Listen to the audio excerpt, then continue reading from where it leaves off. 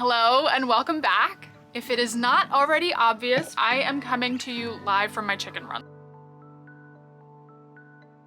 This week is going to be all about updating you on homestead happenings, and since there are going to be a lot of chicken updates as we combined our flocks, I thought that it would be appropriate to come live from the source.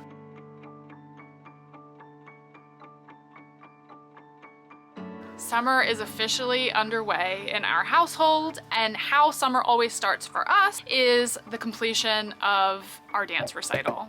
For the past 3 years, Annie has participated in dance, but this year it was really cool because Clark joined her. Clark and Annie did amazing. I cannot say enough how proud Jonathan and I are of them.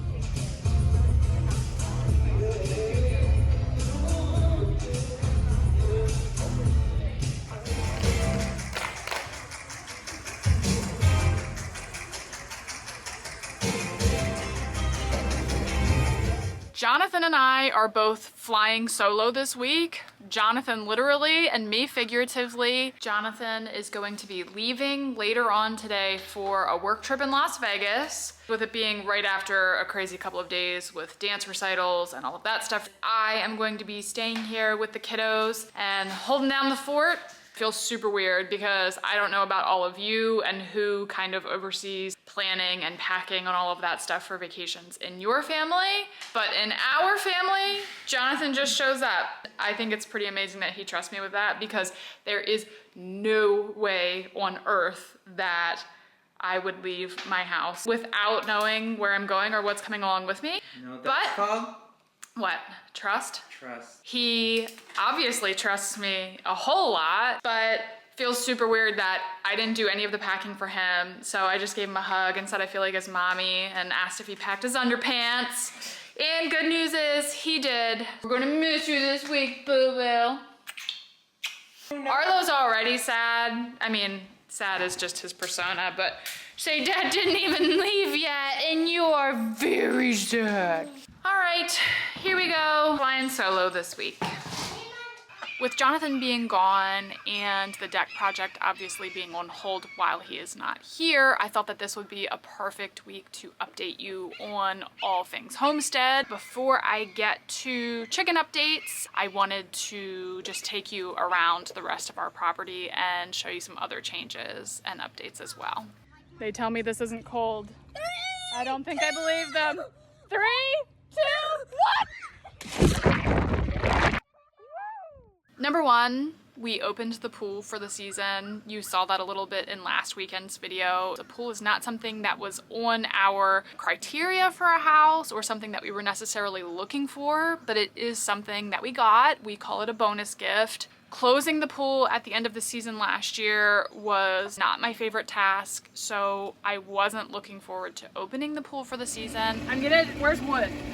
I need wood to knock on because I'm gonna jinx ourselves here, but so far, pool opening has gone a lot better than pool closing. There was a snafu, but it was completely expected, so that's why it didn't bother me at all.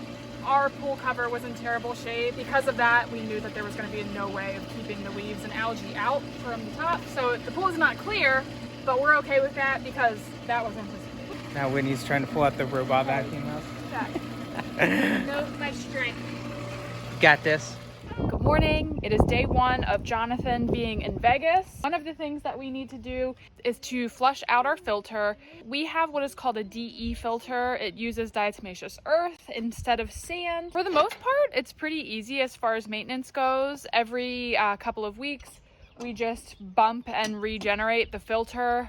But what does happen is after you do that regeneration a couple of times, you actually need to flush all of the DE out and put new DE in. We need to do that. We add chemicals once a week and we do that on Sundays. So we just did that yesterday. So we're gonna flush the filter, put new DE in, and then we are going to run our little automatic vacuum in the pool. Overall, taking care of the pool has not been as hard as I thought that it was going to be, nor as costly as I thought it was going to be now that we're getting into the swing of things. Very important just that you stay on top of pool maintenance, because if you don't do the things that you should be doing and the cleanliness kind of gets away from you, it's really hard to bring it back, especially with the DE filter. So we're going to hopefully keep on top of it and keep our pool up and running pretty well this year. As far as our garden beds go, I wouldn't say that everything has been a success because there have been a few things that didn't take, but for the most part, it's been really cool to see things starting to come in. We've already been able to harvest some things from our garden, so that's been really cool, and I'm definitely looking forward to the weeks to come. We are currently picking cilantro because we're going to be having some tacos for dinner. Is that our dad? He left us. I know. What kind of dad leaves us, right? Give him a sad puppy face. Sad puppy face. Close that. That's not a puppy face. Saddest eyes. Aw. All right, let me show you a couple of things that we are growing. We've got little buds coming on our peppers, our tomatoes. We've got some little guys coming in here. We've got some bigger guys, some cute little baby cukies. Anybody who's ever planted zucchini knows that they go crazy, so of course that is crazy already in there. Our herbs are doing great. Cauliflower coming in down there. Broccoli rabe here in the first row that we have harvested a few times. I think I need to just call it quits with that because that has bolted and gotten a little fibrous and tough. Our corn. Ready or not, here Coming in, which is so exciting. Who knows if it will pollinate and if we'll actually get ears of corn, but it is growing, and that in and of itself is enough for me for this year, so I don't care what the corn tastes like, I got it to grow, so that's cool. Green beans and edamame coming in down here. They are definitely being eaten by something. I don't really see anything on them, which is the weird thing. I see lots of little beetles, mites and stuff on the broccoli rabe. I don't see anything on my beans. However, there continue to be holes in the leaves, so I'll have to keep looking at that. And our little leaf lettuce bed here, we're doing okay. My carrots are coming in. Not sure if they will succeed because the ground is pretty rocky, but I did choose a variety that is supposed to be the most rock resistant as is possible with carrots. I do have some leaf lettuces coming in here. My kale is coming in nicely. We were able to make some kale chips already, and I do plan to harvest some more of that and make some soup here in the near future. Arugula and spinach did not go so well for me, and I think that is because my sister was explaining that it got too hot too quickly. And then Clark grew some sunflowers from seed in his gardening class for co-op. So it's been really, really fun to watch that entire process because we're talking probably back in February they were planted. All right, so as I make my way out to the raspberry patch here, red hands have been a common accessory the last couple of days, even last couple of weeks, really. We have been able to harvest so many raspberries from these bushes. So this one is full just from today. This one is the overripe berries or buggy berries that we're gonna give to our chickens. We pretty much can come out and pick at least a quart, if not more, every day. Chickens are loving it. As you can see, they like to hang out in the sidelines and wait because they know that they're gonna get some. We have made a raspberry pie. We have made raspberry sauce to go on top of yogurt and ice cream.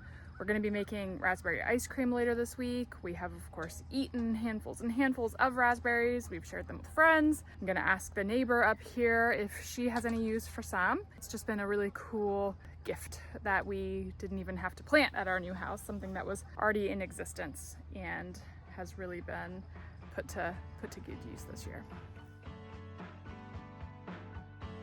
So yeah, we'll see with the blueberries. I don't think we're gonna have nearly as many blueberries as we do raspberries because they're a little fewer and further between on the bushes, but I am just happy that they are alive at all because those, if you remember, are bushes that I transplanted.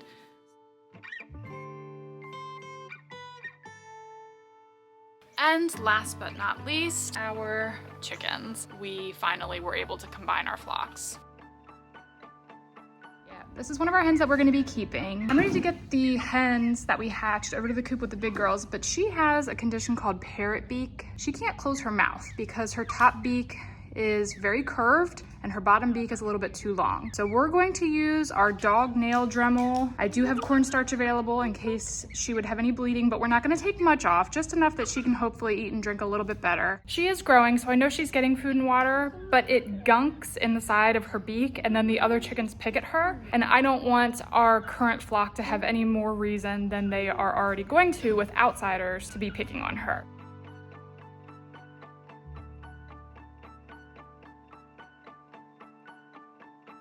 This little one was so brave. That went 2 billion times better than I thought it was going to. She's not used to having her beak closed, so I think she's just kind of props it open because that's what she's used to. But as Annie is delicately showing there, she is definitely more capable now of closing it than she was. These boys and girls, in my opinion, are ready to go down to the coop with the other ones. A lot of folks will say that you should actually introduce them at nighttime and kind of just sneak them in there, but none of our chickens have ever been very aggressive, even the males that we have here. So I'm thinking we're gonna give it a try in the run, but we'll see how it goes. At this point in time, we have 9 hens total. 6 of our hens are about 13 weeks old and were mail ordered. And then the 3 remaining hens are 3 weeks younger, so they're about 10 weeks old, and they were hens that we hatched. If you recall that we actually had 6 chickens that we hatched, and you're wondering what happened to the remaining 3, the remaining 3 are our roosters, and they are currently hanging out in our garage. Chickens! We got more chickens!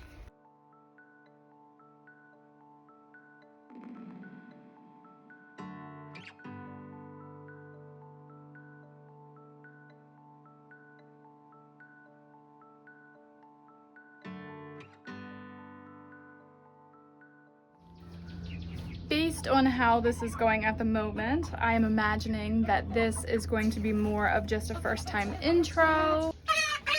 The big girls, hey, be nice. The big girls are not being very nice to the little ones at the moment, but we'll see. It's understandable. This has been their home and they've been a family for all this time. The roosters added nothing but chaos to the mix, so they are back in the garage and that is where they will stay. Good morning, ladies. Status update.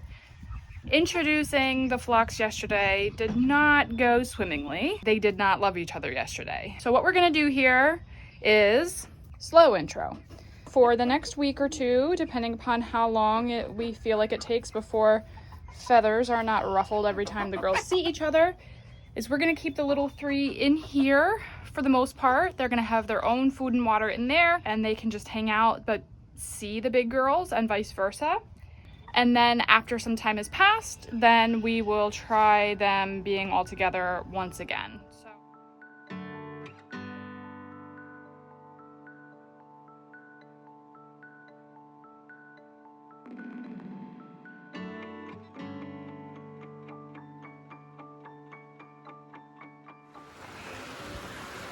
YouTuber life realities. Today sucks. The video that I have worked hours on for this coming weekend, can't get it to open. Already like 9 out of 10 stressed about that. And then the ongoing saga with getting the flocks together has been continuing. We knew that it was raining. What we didn't realize was that rainwater was pouring in through the side of the run. Chickens are pretty smart. They're not gonna just sit here and get pelted with rain. They'd go into the coop if they were getting wet enough, or they would stay on drier spots in the run. But these chickens were in the cage and had no choice. But the poor girls there in the corner were soaked and caked with food. So we all rushed down with towels, got them dried off, and we're just gonna have to see how it goes in the coop tonight because they can't be out here. Fingers crossed. If I wasn't already stressed about the video, now I'm stressed to make sure that these girls are gonna be safe overnight, but I guess we just see what happens. So, be nice, girls, be nice. And thank you for dealing with my nonsense. I feel like I'm pretty good at being honest with you and painting accurate pictures, so I don't think that any of you are deceived as it is anyway, but just in case you ever think that my life is always sunny and perfect, know that, no, sometimes my life is losing videos that you've worked hours on and standing out in the rain, rinsing off chicken equipment, and then going inside and stress watching your chickens on a live feed and hoping that they don't kill each other overnight.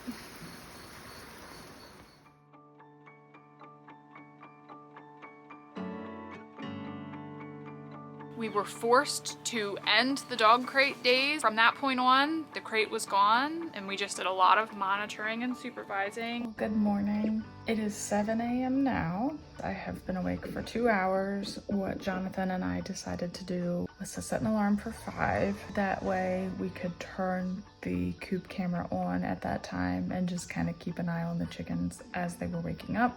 The coop door was not set to open until 6:30, but we did notice that the big girls were starting to pick on the little girls. It was just kind of setting them up to be a little bit cranky first thing in the morning. I can understand that. I don't love people all over me first thing in the morning either. So I went out and opened the door and made sure that they had food and water and all of that. For the most part, they're doing okay. I wouldn't say that they love each other, but the little ones have been in and out this morning and are safe at least. Establishing pecking order is typical and expected and something that I am okay with. But I just have to make sure that none of the little ones are being antagonized to the point of tearing out feathers, causing wounds, things like that, because I know that that can turn dangerous very quickly.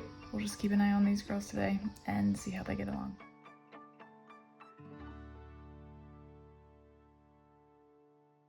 The chickens have spent their first full 24 hours together. They are still 2 separate flocks. The big girls do not like the little girls, and the little girls are definitely afraid of the big girls. But as long as nobody is being injured, then I am okay with that.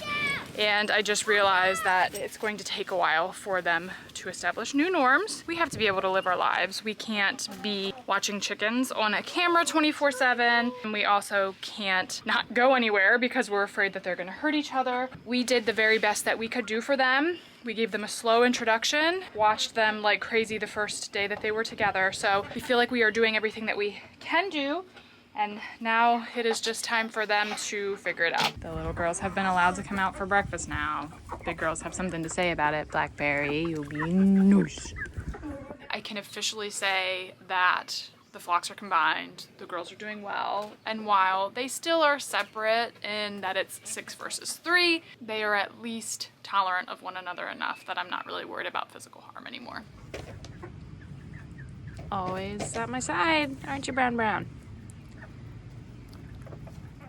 This is good. Good job. So there's a little pile of food that they knocked over here prior. If the little girls would have gotten anywhere near that, the big girls were all over them. Now they can kind of coexist. We wish you all a safe and happy and healthy summer. We hope that you achieve all of the things that you have on your summer bucket list, and we will see you next time.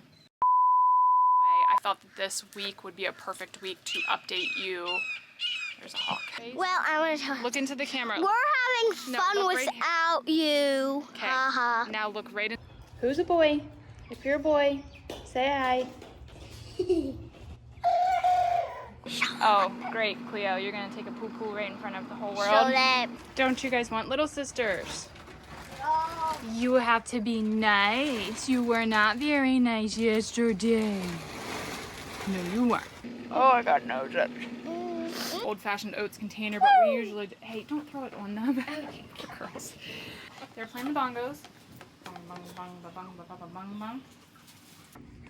They're giving me some funny footage here, girl.